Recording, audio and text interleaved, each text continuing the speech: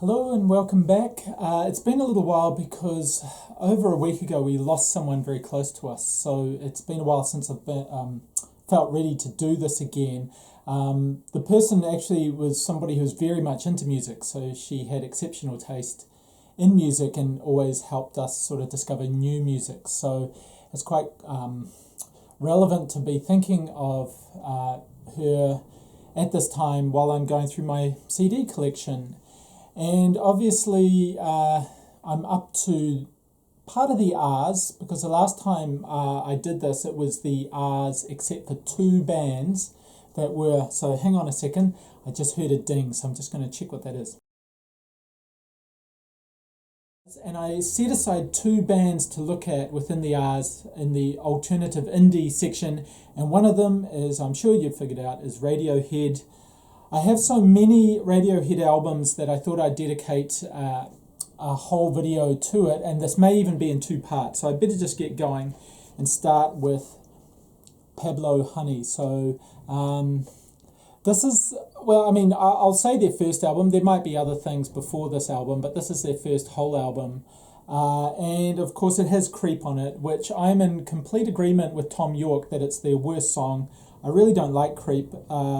There's a lot of good tracks on here, but this is a period of time where it's really more guitar driven and a little bit more on a rocky garage band sound, although there's still moments that sort of speak to what they did later on with more sort of electronica in later albums.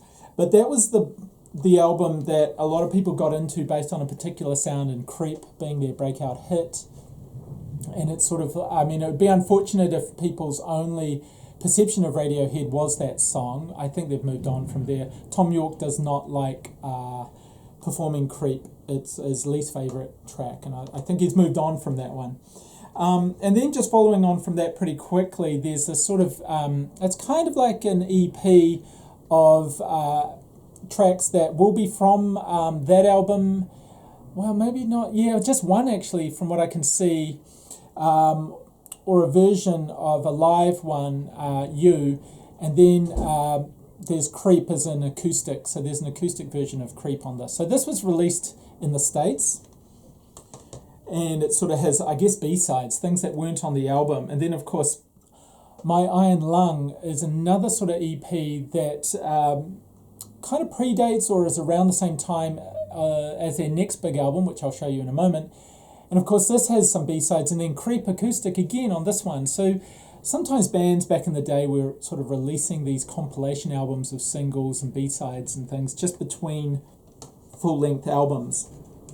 And of course probably their biggest album to date would be The Bends. I don't know why I needed to look to check that. The Bends. Okay, and I mean that's got Fake Plastic Trees, it's got My Iron Lung, which that other one was a sort of an EP with extras on it, and Street Spirit Fade Out was a big hit for them. So this is sort of like the closing off of that period of more rockier, well, I mean there's some pretty songs, introspective songs in there, but a lot of it was very heavily guitar driven and just alternative rock, I guess. I mean that's what this is. It's in that part of my collection.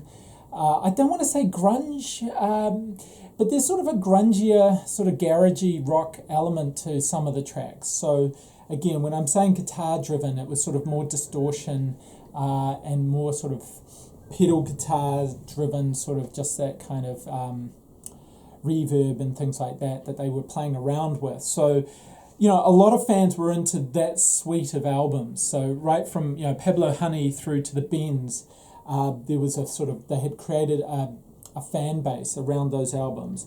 And then, of course, this is almost an album that needs no introduction. OK Computer came after all of that. Now, this is when there was a shift. And it was enough of a shift to lose some fans, but then it picked up a whole lot more. And obviously, a lot of people discovered Radiohead with OK Computer. Things like Paranoid Android, Karma Police, No Surprises. And there's, I think, Lucky, I'm not sure. There's a bunch of releases off this album.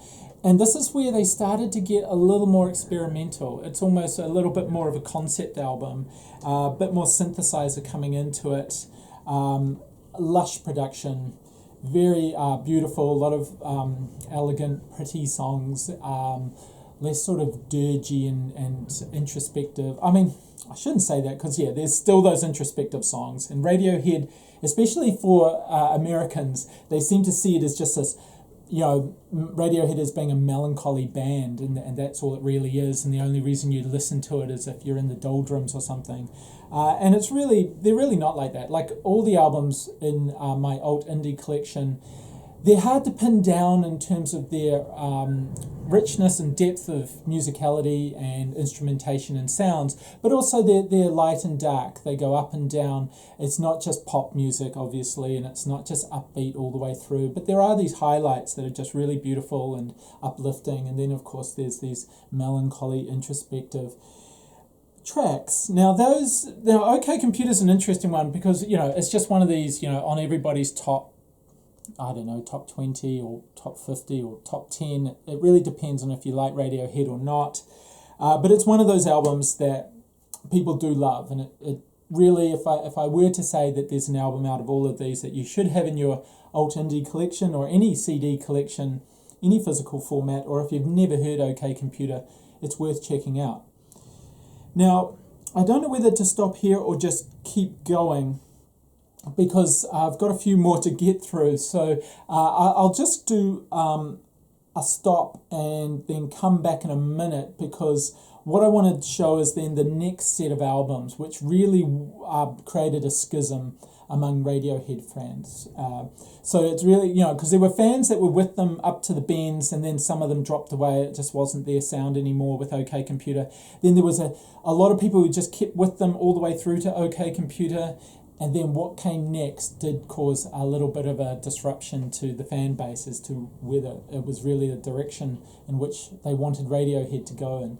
So I'll leave it there, and so come back for part 2, and we'll scoot through the rest of the albums, and see you soon.